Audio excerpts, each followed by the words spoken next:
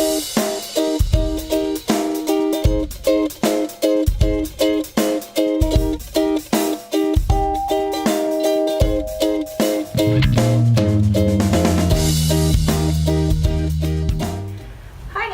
Pam again with Playing with Pam, and we've finally arrived at what I think will be our last little mini workshop here on making a t-shirt quilt. And this part is going to be about attaching the back to the front of the quilt. And as what you can see here, I've got about 2 yards of fleece, which I've put facing up, so the good side is facing up. And then I've laid the quilt top with the good side facing down. So again, it's face sides together. And what we're going to do is we're going to actually sew all the way around the quilt, leaving about this much open so that we can ultimately inside out the quilt. That's how we're going to be finishing off this particular type of t-shirt quilt. There's all different kinds of ways to finish off these things, but this is probably the easiest and fastest way to do it. So anyway, I'm going to pin it all down, leaving that little space open, and then I'm going to take it to the sewing machine and I'll sew all the way around except for that one little space, and then we'll eventually sew that space closed as well. A few things to keep in mind.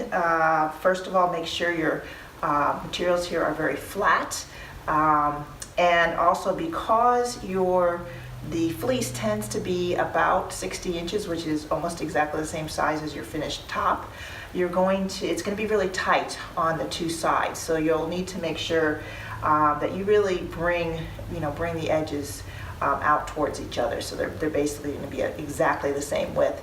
And you may even see when you sew it together, there might be a tiny bit of the salvage end that you'll see outside of your seam, and we're just going to have to deal with that. The other option is to get 2 pieces of fleece. You can sew them together and make one big piece, but it's kind of a pain in the neck, and I'd rather try to stay away from that. Other thing to tell you about is, you'll see here these main seams. Contrary to what I was telling you in previous videos, I ended up pressing them open as opposed to one side because I just felt there was just too much bulk. And you'll get a feel for what your preference is. But you'll see that that's what I did here, and I think that's pretty much it. So, all right, so I'm gonna go ahead and start pinning, and then I'll meet you over at the machine in just a few minutes. Thanks. All right, we're almost finished. I just sewed around the outside of the quilt, and I'm getting ready to inside it out. But before I do that, I want to show you a little bit of a trick so that when you inside it out, your corners will be nice and pointy.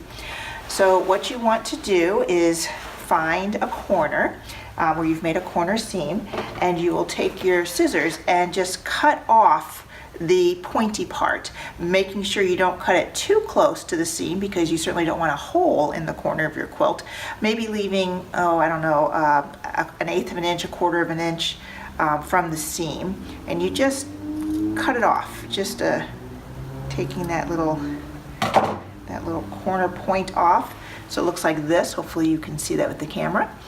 And then go ahead and find that opening that you left and inside out your quilt, and I'm going to do that myself, and I will show you the second to last step after that, and we will get ready to finish this baby up. All right, we are at the second to last step. Gone ahead and we have sewn around all the edges. We have insided out the quilt. I poke my fingers into the corners to help that nice little point pop out. And so the next thing you want to do is you find that area of the quilt that you had left open so you could inside it out, and you're going to fold down the edges of that fabric, both sides, top and bottom. And so they will meet, kind of, or they will form, not meet, but I guess they do sort of meet, but they will form a nice clean edge, and that looks just like the rest of the edge that goes all the way around the quilt. So once you do that, you fold it in. I like to put a couple of pins in just to hold it in place, make sure it doesn't move around. And then you have a couple of options on how to complete the quilt. You can either do like a blind stitch to close that opening, Or you can do sort of what I'm going to do, you'll do a stitch all the way around the outside of the quilt, so maybe about 1/4 of an inch in, and it will catch that opening part, so it will close up that, and it will also leave sort of a nice decorative finish to the outside of the quilt, which I think will be really nice. Yeah, so I'm going to go ahead and do that. I will then show you the finished quilt, and we will be done. So there you have it, the finished t-shirt quilt. I'm pretty pleased with how it came out. It's certainly not perfect, but that's okay. I had a great time putting it together, and I certainly hope you enjoyed watching this little workshop. If you did, please like the videos. That'll just help us out a little bit here at Purple Crayon. And if you're interested in learning more about Purple Crayon and you happen to live in the Asheville, North Carolina area, please give us a shout out. You can go to our website at www.purplecrayonavl.com, or you can send me email at pam@purplecrayonavl.com.